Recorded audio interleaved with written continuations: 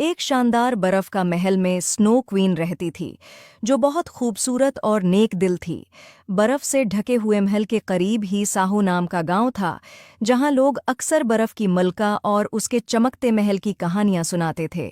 उनमें एक बहादुर सी लड़की थी, जिसका नाम नूर था, जो बर्फ के महल जाने और बर्फ की मलका से मिलने का ख्वाब देखती थी। एक दिन नूर ने बर्फ के महल जाने का फैसला किया।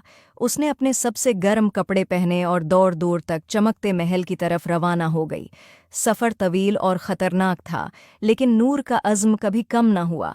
जब नूर महल के करीब पहुंची तो उसने देखा उसकी खूबसूरत दीवारें चमकते हुए बर्फ से बनी थीं और बर्फ के टुकड़े हीरों की तरह चमक रहे थे। वो बड़े दरवाजे के करीब पहुंची। नूर ने दरवाजे को छुआ तो एक परी नमोदार हुई। कौन हो तुम और यहाँ क्यों आई हो?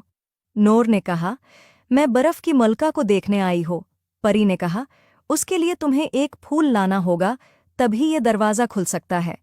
और वो फूल तुम्हें जंगल में एक झील के किनारे मिलेगा।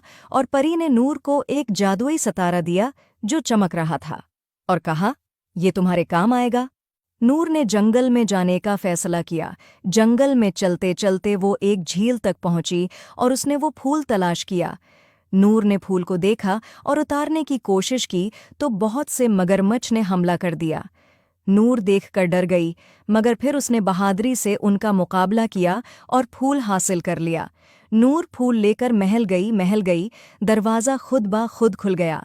महल के अंदर हर चीज़ बर्फ से बनी थी, फर्नीचर से लेकर नाजुक फानूस तक।